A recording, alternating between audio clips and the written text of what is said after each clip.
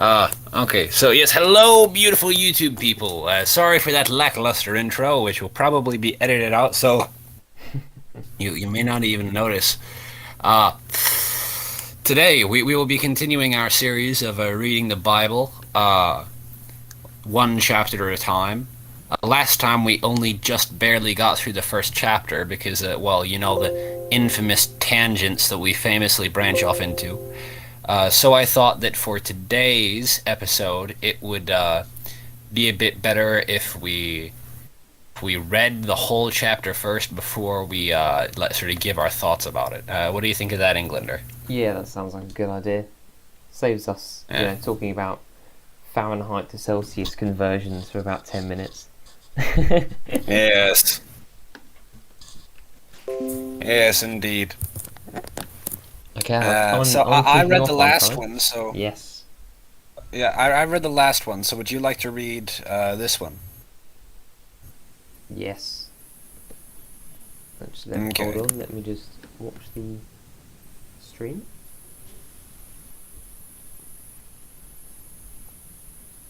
Now, there we go. Hopefully I have no family interruptions. Right, so. Mm. Thus the heavens and the earth were finished, and all the host of them. And on the seventh day God ended his work which he had made, and he rested on the seventh day from all his work which he had made. And God blessed the seventh day, and sanctified it, was that in it he had rested from all his work which God created and made. These are the generations of the heavens and of the earth when they were created, in the day that the Lord God made the earth and the heavens, and every plant of the field before it was on the earth, and every herb of the field before it grew. For the Lord God had not caused it to rain upon the earth, and there was not a man to till the ground. But there went up a mist from the earth, and watered the whole face of the ground. And the Lord God formed man of the dust of the ground, and breathed into his nostrils the breath of life, and man became a living soul. And the Lord God planted a garden eastward in Eden, and there he put the man whom he had formed. And out of the ground made the Lord God to grow every tree that is pleasant to the sight, and good for food, the tree of life also in the midst of the garden, and the tree of knowledge of good and evil. And the river went out of Eden to water the garden, and from thence it was parted, and became into four heads.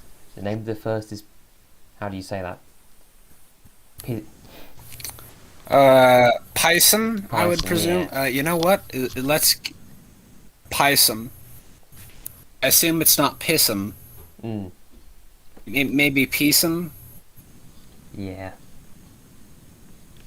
Anyway, I shall carry on. So Python, that is it which compasseth the whole land of, oh, here we go, Havilah, where there is gold, and the gold of that land is good. Isn't? Shall we go on? Yes, and there is bdellium and the onyx stone, and the name of the second river is Gihon.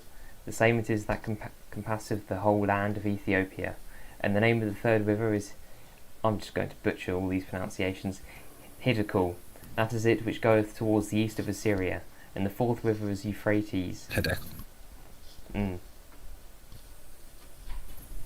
And the Lord God Yeah, I took... think that Sorry, third go on. river is pronounced. And that third river is pronounced. I think you weren't far off. It's yeah, Hiddekel. I just would have Ah, pronounced that okay. more as like a single or like Mm-hmm. two syllables. It's just Hiddekel. Hiddekel. Yeah, I would have pronounced that as three syllables. Okay. That is it. Which, Go on then. of course, I'm lumped with the all of these sort of words. Anyway, and the fourth river is Euphrates. And the Lord God took the man and put him into the Garden of Eden to dress it and to keep it. And the Lord God commanded the man, saying, of every tree of the garden thou mayest freely eat, but of the tree of the knowledge of good and evil thou shalt not eat of it. For in the day that thou eatest thereof thou shalt surely die. And the Lord God said, it is not good that the man should be alone. I will make him a help meet for him. And out of the ground the Lord God formed every beast of the field, and every fowl of the air, and brought them unto Adam to see what he could call them. And whatsoever Adam called every living creature, that was the name thereof. And Adam gave names to all cattle, and to the fowl of the air, and to every beast of the field. But for Adam there was not found a help to meet for him. And the Lord God caused a deep sleep to fall upon Adam, and he slept. And he took one of his ribs, and closed up the flesh instead thereof, and the rib which the Lord God had taken from man made he a woman, and brought her unto the man. And Adam said, This is now bone of my bones, and flesh of my flesh. She shall be called woman, because she was taken out of man. Therefore shall a man leave his father and his mother, and shall cleave unto his wife, and they shall be one flesh. And they were both naked, the man and his wife, and were not ashamed. There we go. There's the full Genesis 2. Yes. What are your thoughts, aside from the slightly difficult to pronounce Eastern names? Those accursed names of the Near Orient. Well, shall we, I guess we'll break it down, shall we? Sort of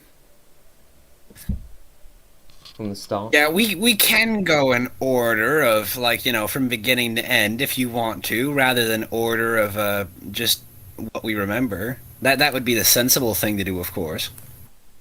Or we could just kind of break off and choose whichever random thing sprung into mind. No, I was very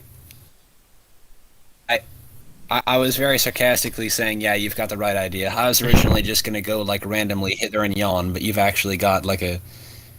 We should do it in the way that you suggested. Yes. Okay.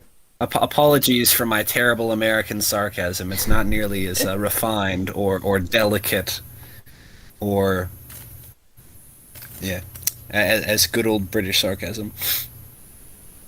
No, it's fine. So, any thoughts on the first few verses then? Let's see.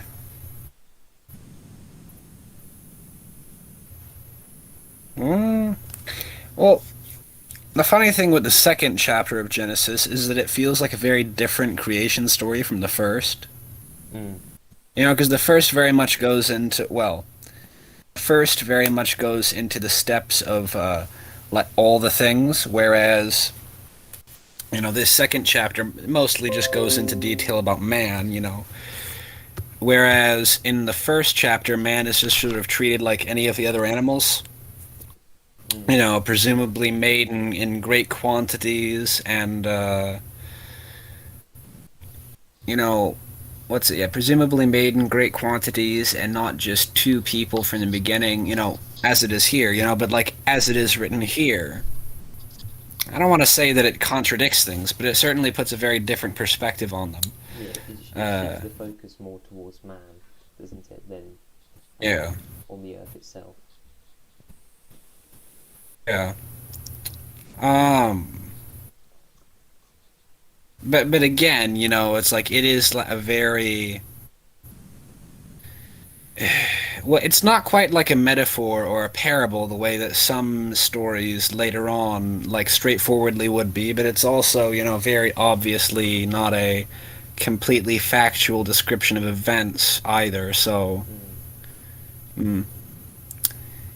so like that is the thing with it's like it's kind of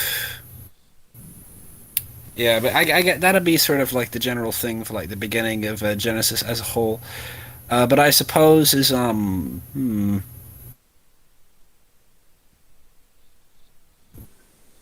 says, Therefore shall a man leave his father and his mother, and he shall cleave unto his wife, and they shall be one flesh.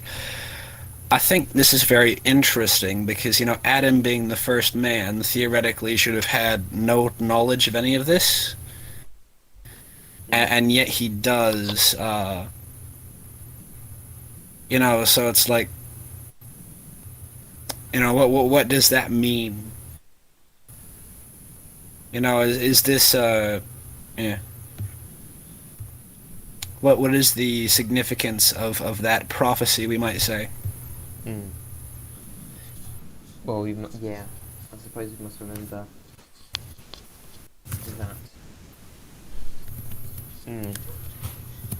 How can I put it? Well, as I said before, this is a shift towards man, but not only is it that, but a shift towards the first man, Adam, and how woman was created out of him, and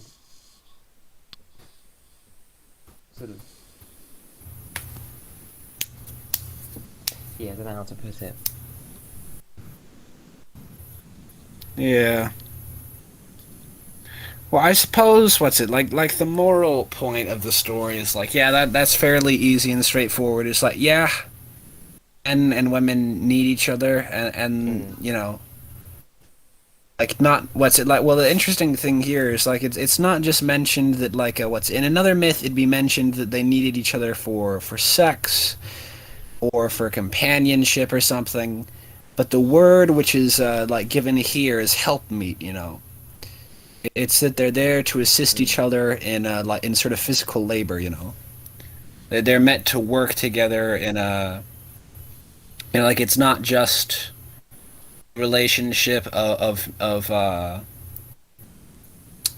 of pleasure as it might be conceived of in some cultures, as the way that it's very much perceived in modern culture, for instance. yeah, well, And it's not just a relationship of emotion or romance in the way that it might be, perceived of in many other cultures. It's very specifically, uh, like the word that is used is help me, so it's like, mm, I think that's very interesting. yeah, That and it's sort of what we might call like a labor related term or something.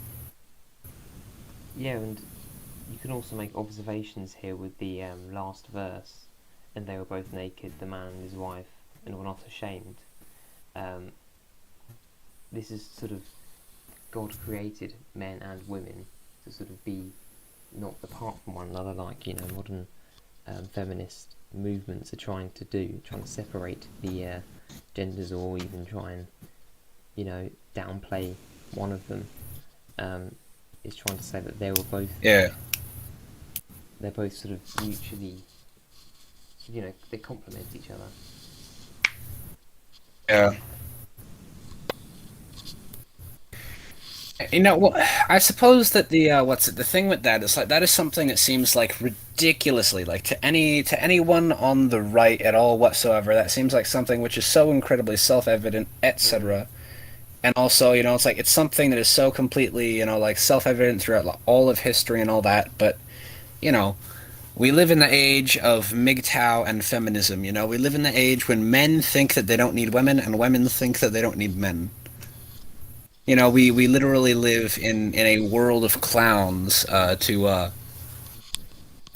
to try and avoid social media censorship. There's a you're allowed to say those words in one order, but not the other. yeah, and this chapter might state simple truths, but they're kind of truths which need to be said because this, the modern society is trying Yeah, to pull away from them. yeah. Overall, though, I feel like well, partially this was just like a slightly short chapter, but Mm. I don't know. Do you think that's all of it, or is there anything else that grabbed your attention? Maybe. Well, I think it's kind of interesting that like it's mentioned here as well. Let me see. And out of the ground God formed every beast of the field and every fowl of the air, and he brought wait a minute, and brought them unto Adam to see what he would call them. So here it seems as if God created man first, whereas Mm. in the other story, somewhat explicitly, all the first it was like fish and birds, and then beasts, and then men were created. Mm. But it's kind of, well, it says beasts of the field, isn't it? It's those beasts which will be your Oh wait a sister. minute, hold on. Like beast of the field. Oh, you're right. Well, no, beast of the field and fowl of the air. Like beast of the field. Yeah, you could maybe see Mm. that as being like farm animals. Mm. But then it says every fowl of the air, so it's like, eh, not so much. But of Yeah. course, it occurs to me. It says and out. It doesn't say and then out. So it occurs to me, Mm. that this is sort of deliberately meant to be is what's it? It is a little ambiguous, but it is quite probably just meant to be. It's like, no, let's take a step back, and of Yeah. course, this chapter being after the previous one, the previous one should, theoretically trump it, I suppose. Yeah, but it's an interesting conception though, sort of how every beast of the field and every fowl of the air, they were made for man. And an interesting thing about modern environmental movements is they often kind of think we can remove man out of that. We can kind of separate that. but it's Oh, humanity is that's intrinsic to it. something that I almost hadn't thought of at all. Yes, but you're right. That is very much true. And yeah, it is interesting that you mention that because like yeah, that is very much a thing. You know, it's like is it um like, certainly there is a certain amount of like human arrogance or whatever. You know that like what's it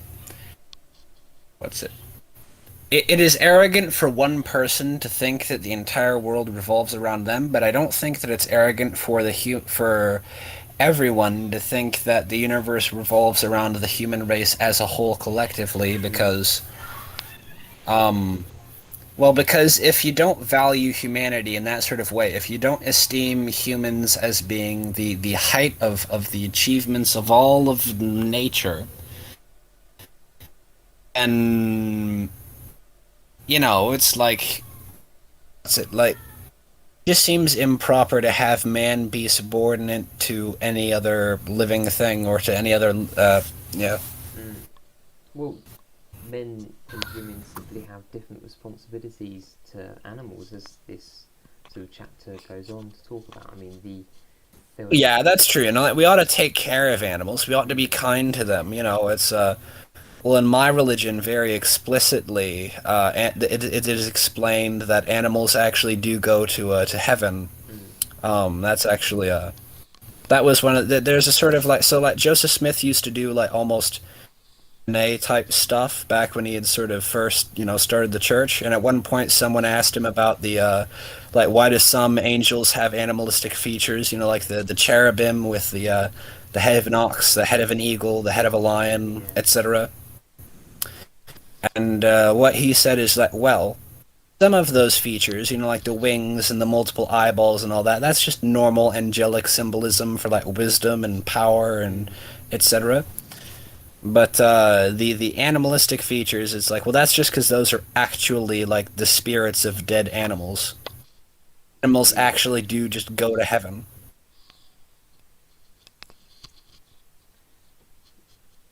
Oh, so like, you know, what's it? So that is something in my religion, you know, it's like, you know, you do have to be nice to animals and to living things because they're going to be there on the other side to witness against you in the world to come.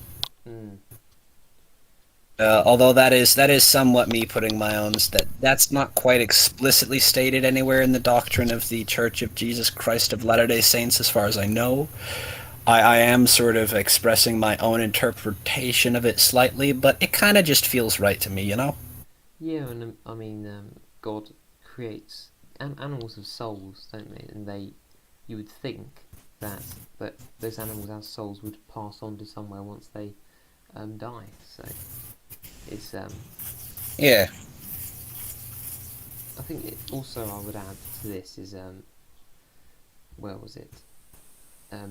It talks here about therefore shall a man leave his no oh no where is it?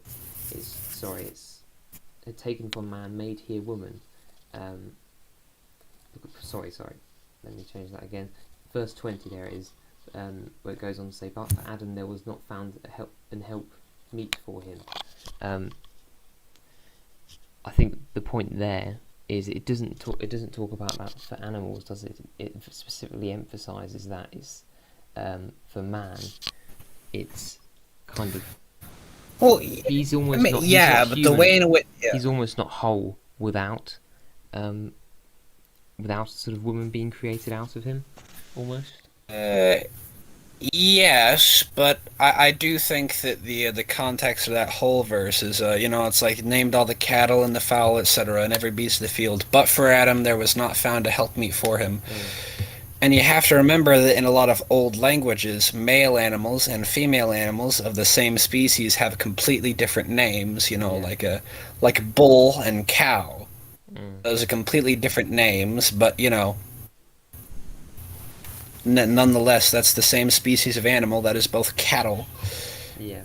So, you know, presumably, all these animals did have a helpmeet. They did have their mate. You know, that's not necessarily something that's unique to animals, rather, or unique to humans. Rather, in this verse, the only thing which is unique to humans is the lack of a mate. Mm.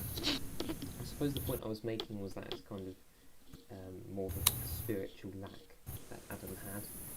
Almost Yes, and that's a good point to make. yeah, but it's I'm sorry if I misinterpreted what you it was said. through the creation of his wife that allowed it to be complete. Although obviously later on in Genesis we see that in fact it's the wife that corrupts him.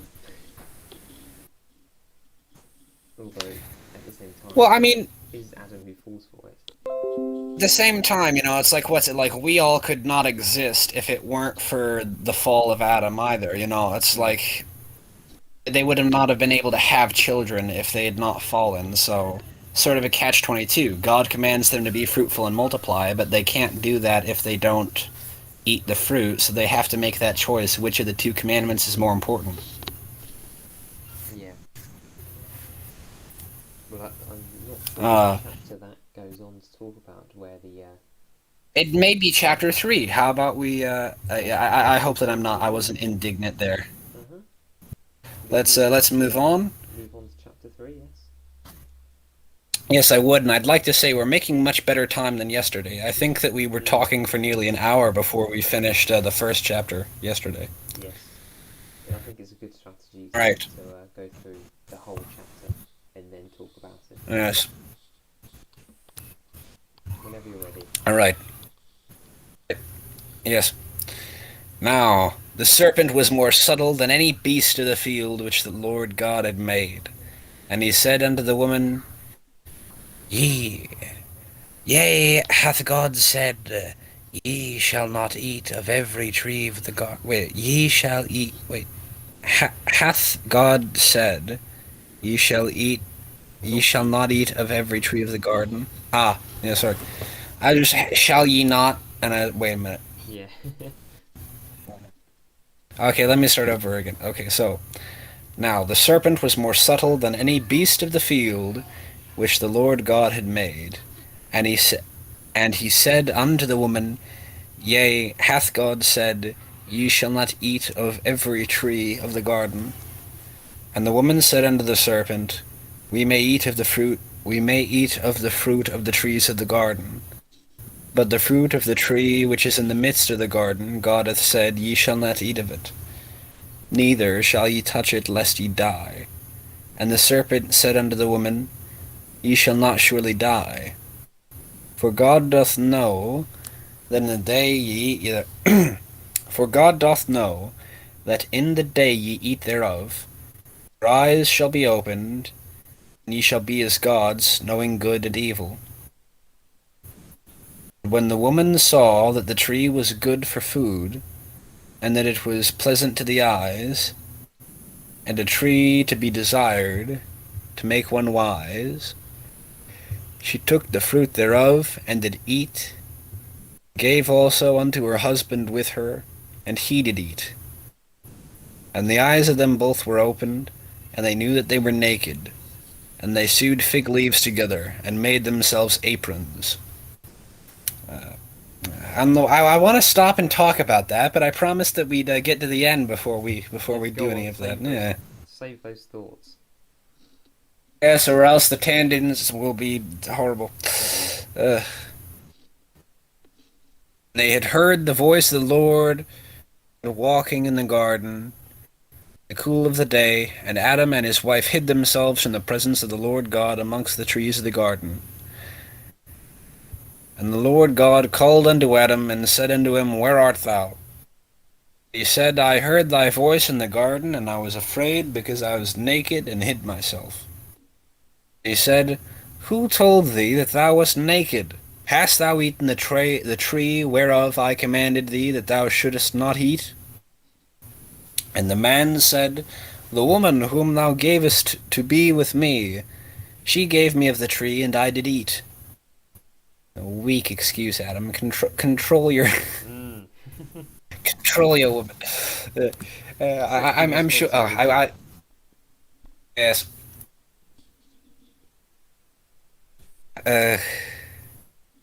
I wish that we had a Muslim guy with us here to make. I don't know. I'm sure that he could come up with the best jokes. Continue. Yes. And the Lord God said unto the woman, What is it that thou hast done? And the woman said, The serpent beguiled me, and I did eat. The Lord God said unto the serpent, Because thou hast done this, thou art cursed above all cattle, and above every beast of the field. Upon thy belly shalt thou go, and dust shalt thou eat till and I will put enmity between thee and the woman, and between thy seed and her seed, and it shall bruise thy head, and thou shalt bruise his heel. Unto the woman he said, I will greatly multiply thy sorrow and thy conception. The sorrow shalt thou bring forth children, and thy desire shall be to thy husband, and he shall rule over thee. And unto Adam he said, Because thou hast hearkened unto the voice of thy wife, and have eaten the fruit of the tree, which I commanded thee, saying, Thou shalt not eat of it, cursed is the ground for thy sake, in sorrow shalt thou eat of it all the days of thy life. Thorns also and thistles shall bring it forth to thee, and thou shalt eat the herb of the field. In the sweat of thy face shalt thou eat bread, till thou return to the ground, for out of it thou wast taken. For out of it wast thou taken, for dust thou art, and unto dust shalt thou return. And Adam called his wife's name Eve, because she was the mother of all living. Unto Adam also, and to his wife, did the Lord God make coats of skins, and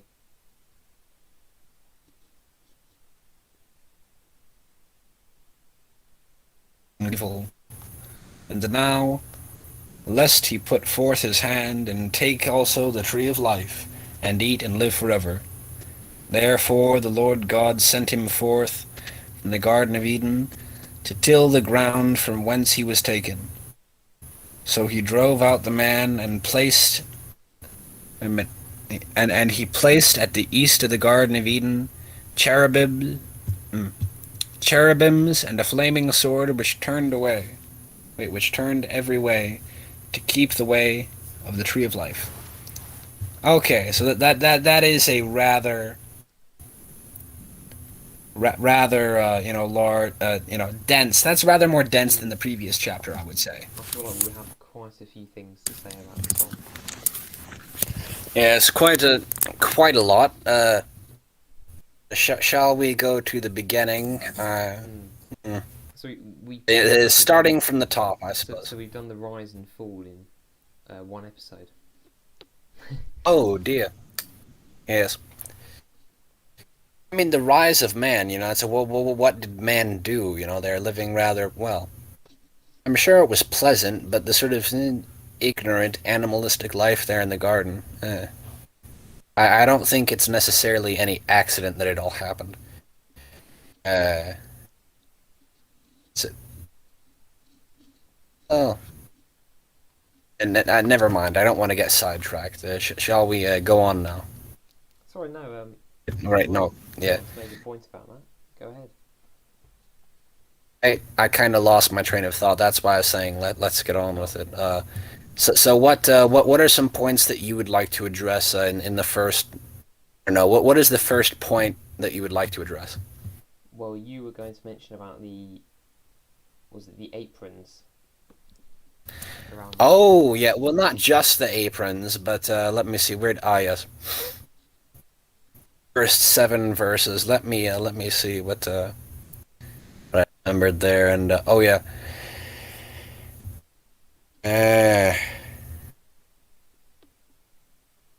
So, well, for one thing, I suppose, is, like the devil notoriously lies, even when he tells the truth, he lies. Uh, no, it's like he says, it's like, oh, you will be as gods, and it's like, well, no, not really. Now they're doomed to death.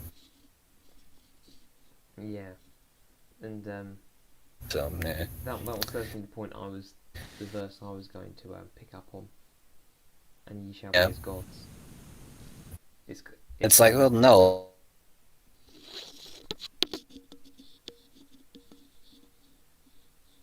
Oh, it's what's. Yeah. And the woman. What? Can you still hear me?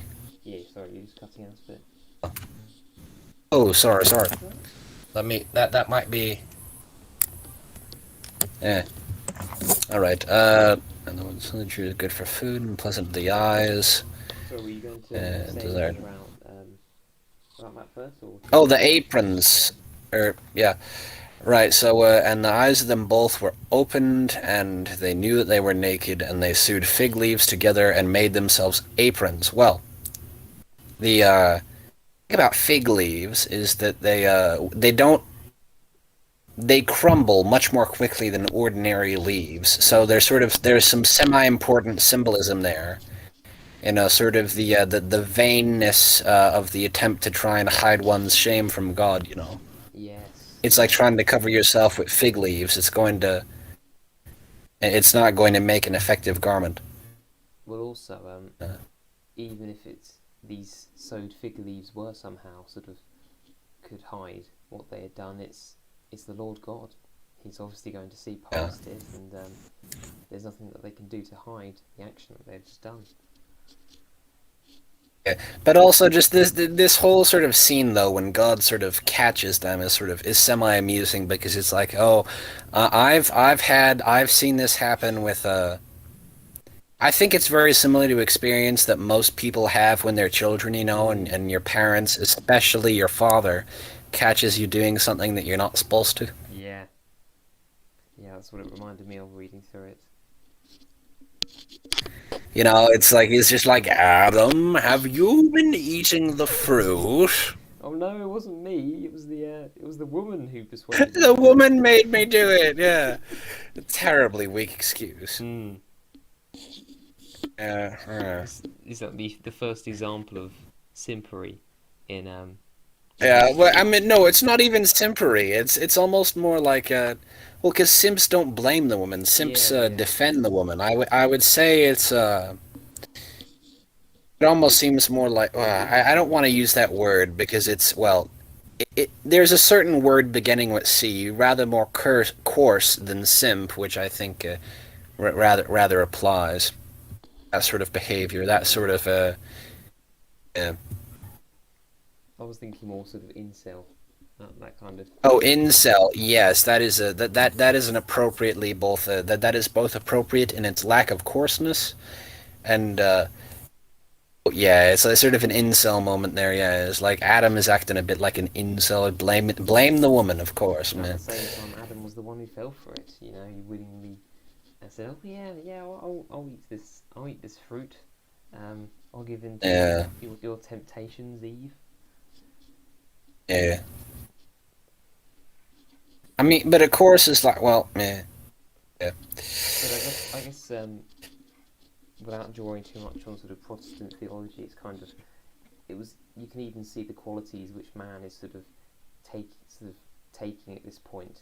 It's sort of humans naturally want to, sort of remove themselves of all defer responsibility and responsibility. leave, yeah, and to kind of place it on another and um, sort of, yeah, just avoid any kind of self responsibility or discipline. Yeah, and that is why I what's it like my church definitely does have a very particular and rather sort of different interpretation of this sort of particular story, but you know, what's it? Well, sort of as evidenced by the fact that you know we do abide by the Bible, and what's it like? There is still so much human stuff in this story.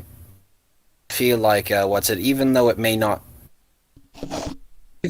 it does not completely align with what I think actually happened in the garden, it reflects the way that humans are so well that you sort of can't help but include it anyway. Mm. Because you can imagine the things that they are talking about when after they have eaten the fruit, but before the fruit, when they're sort of, when they're supposed to be perfect and supposed to be without Go temptation on. and all that sort of thing. It's almost you can't imagine it because it's not within our. We can't conceive of it since we are products of what this fall has made. I would. Even if it's That sort of might be a valid interpretation. My interpretation would actually just straight up be that it was probably incredibly dull for them before the fruit. Like their heads were literally empty. They were not unhappy and they could not be unhappy, but neither could they be like happy either. It's mm, like what's it? Do you think what do you think tasted better? Do you think that Adam was more happy just plucking the bountiful fruit off of the trees of the garden? Or do you think he was a lot more satisfied after, laboring and sweating in the field all day to grow grain and then finally, having a freshly baked loaf of bread after all that, work? So like, yeah, misery does get introduced into the world via this whole thing, but at the same time, so does true joy as well, I would say. mm, but it's. I suppose the point I was making is that it's hard to conceive of that time before the fall as being good. Is is what I'm trying to say, I suppose. Eh, Well, yeah, and I suppose what I'm trying to say, I don't. it's almost like with heaven, you know. We kind of Yeah, but we I we feel see like it as heaven is good. probably. Feel like heaven is probably a considerably more busy place. Well, for one thing, it'd certainly be much more crowded, with all the, numberless concourse of angels, etc. Mm, But well, but also, it's like, well, yeah, heaven is nice. That's sort of the entire point, but it's not empty or peaceful in the way that the garden is. It's like heaven is it is work. It is angels working for the salvation of men. It's sort of a factory of wholesomeness, I suppose, would be that is pretty much my sort of church's idea of heaven. It's like when you get to heaven, you're not just there singing songs to the glory of God for the rest of of eternity.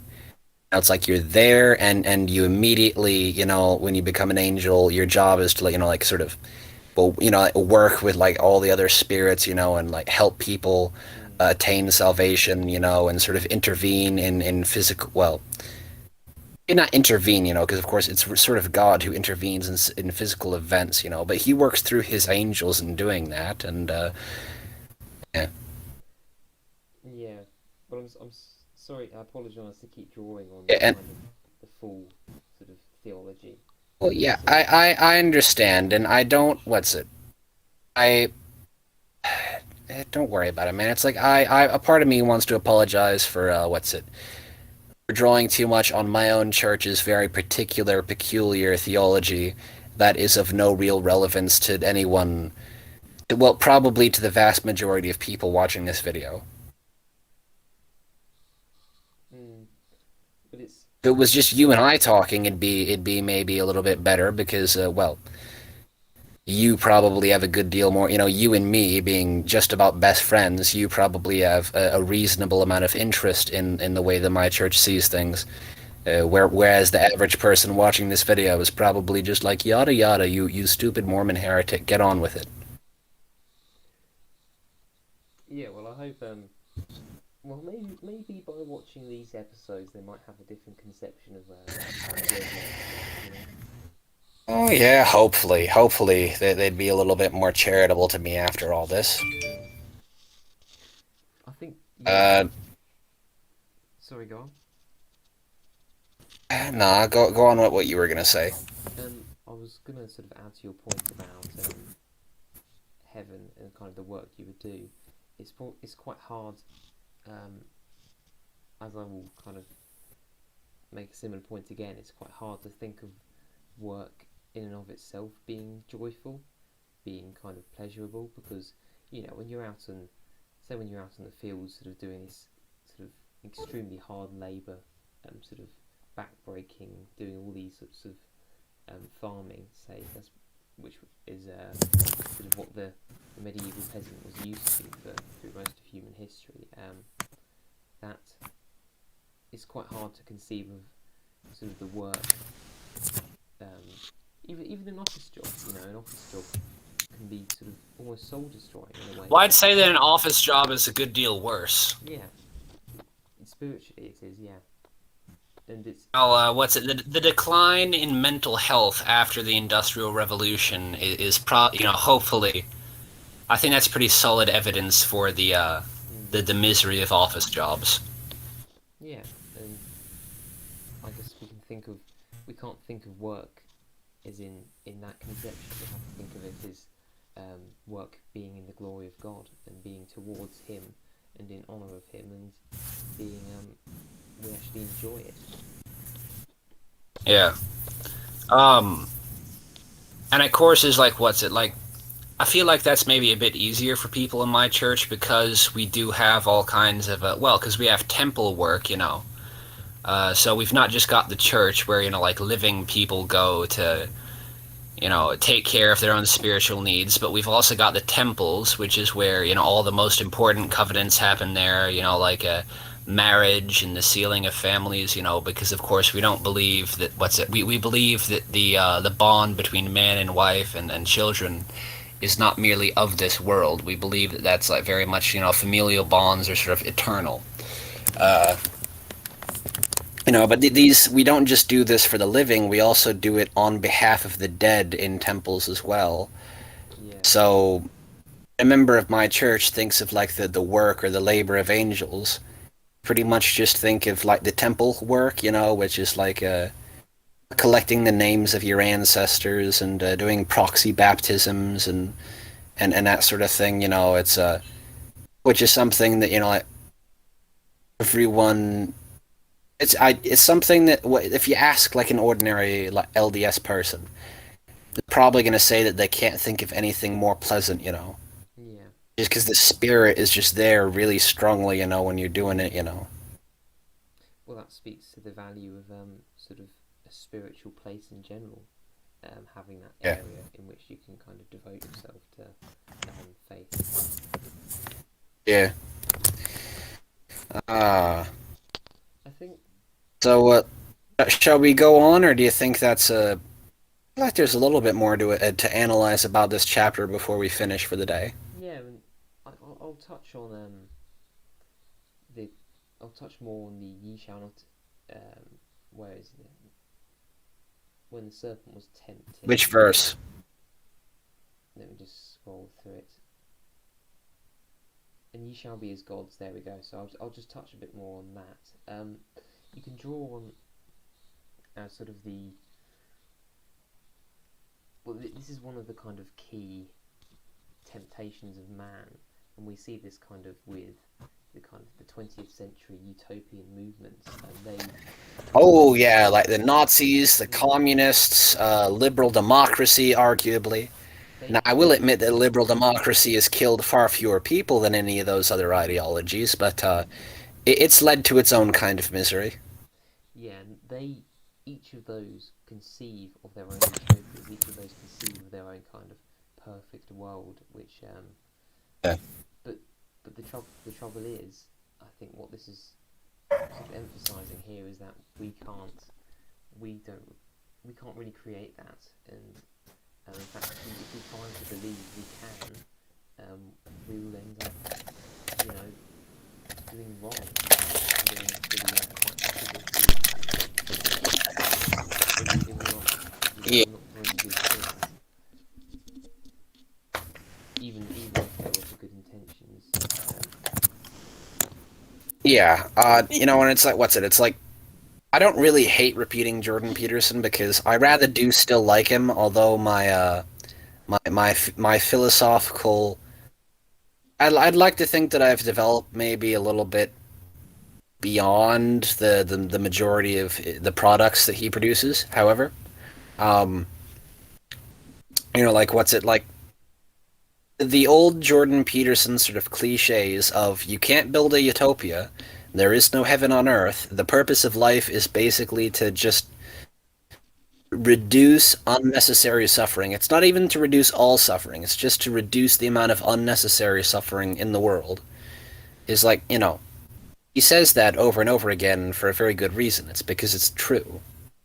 Mm, Yes. And that is sort of subtly insinuated throughout the Bible multiple times for the exact same very important reason, because it's true.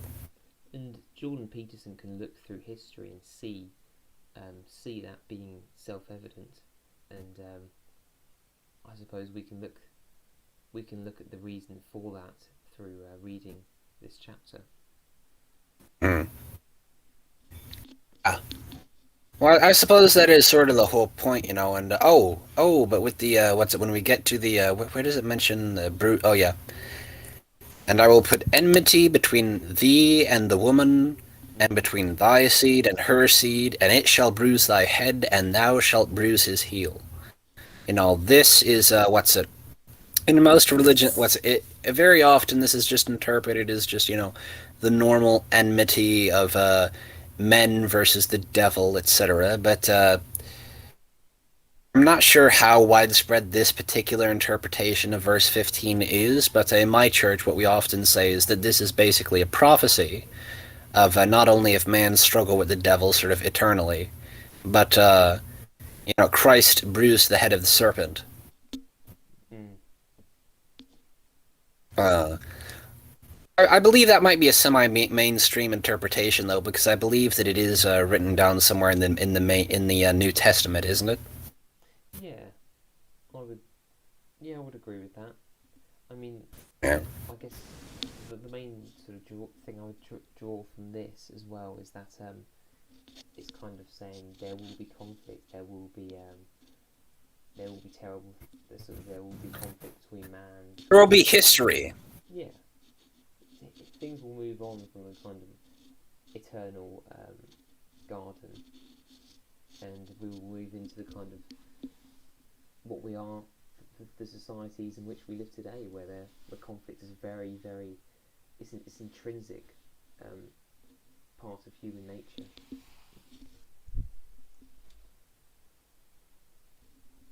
Yeah. Um.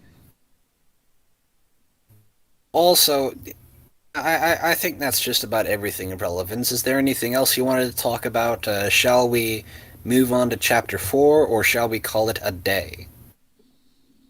Um, I'm I'm quite happy moving on to chapter 4. Yeah, we can. I'm sure we can finish another one off. All right. Well, yeah, it's only 26 verses anyway, so I Yeah. suppose it's your turn to read now, isn't it? Yes, I believe this is probably Jordan Peterson's favorite chapter, isn't it? Yes, I'd imagine so. I don't really read Jordan At the Peterson very very least, much or watch him. I don't read him very much either, but I watched all of his videos Mm. years ago when most of them came out originally. Uh, He's an atheist, isn't he, or an agnostic? oh, he's slightly agnostic, but he's ever so tacitly Christian because Mm. he does believe what's it like the only reason why he hesitates to say that he believes in God is because he's like basically because he feels like lying is the most unforgivable sin, Mm. and also as he knows that his life isn't perfect either. It's like he recently he's only been out of Russian drug rehab for a year. Mm. So like he knows that he's no sterling example of how to live. So it's like as far as I'm giving Jordan Peterson every benefit of the doubt, which I think is fair enough because his work seems to have helped a lot of people. Um, Now, it seems to me that, yeah, he probably is a Christian and he probably does believe very strongly in a lot of Bible stuff. He's just afraid to talk about it because he doesn't want to be a hypocrite. And I feel like that's maybe something that he fears more than absolutely anything else. Mm. And you can sort of see that sentiment with Yiz as well. That kind of same thing. She Yeah, but sort it's of sort of the opposite what Yi is. She intellectually agrees with, yeah. a lot of stuff in the Bible, but she feels no belief whatsoever in her heart. So does Jordan Peterson believe in his heart, or I have no idea. I feel like with him, I feel like I feel like it's with him. I feel that he believes with it in his heart, Mm. and he understands it intellectually with his mind. But I feel like the problem with him is the body. I feel like he's very what's it? He understands the fact that he's like not does not live fully to like the standards of the gospel, Mm, and he just doesn't. More than anything, he doesn't want to be a hypocrite. So he feels that he has to be sort of very tacit in saying is like, well, it's true or it's more true than true or whatever, yeah. because he feels like if he just said it is, it is the way in the world and the one true and all sort of stuff like that. If he said more conventionally Christian things, Mm. I think that he just doesn't want to be a hypocrite. It seems to be, you know, Yeah, you seem to find that with sort of people in his and sort of years age sort of cohort is that they're always a sort of middle step, boomers yeah, sort of one or that, two yeah, steps from being towards faith. There's always like this block which is stopping them from being yeah. sort of taking the final leap. I mean, just like AA really as well. Wait, There's yeah, well, with one. AA, It well, used I to be think that the less. trouble with AA and the trouble with is sort of very similar. AA sort of sort of hates humanity as a whole and only Mm, loves like a semi-small group of individuals, mm, whereas Yiz does not really hate humanity as a whole, but mm, she doesn't really love humanity as a whole in the way that a proper Christian should. yeah. And I'm not just saying that because she is not just saying that because she's very much a sort of because she favors white people or whatever. Like, fair enough. From an atheist point, like standpoint, sure, whatever, genetic interests, blah. Um, feel like, I don't know, I feel like she has some more deep-seated problem, and she kind of just uses, oh no, I'm just being pro-white as sort of a cope. But maybe I'm projecting. I don't know.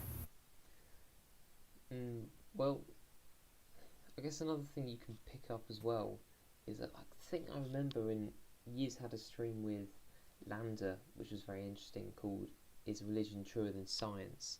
And she was discussing kind of her and AA's kind of block, sort of that block between their sort of sort of developing their own faith. And an interesting thing that she mentioned as well was that when AA kind of, I don't know if you remember this, but he cried, or no,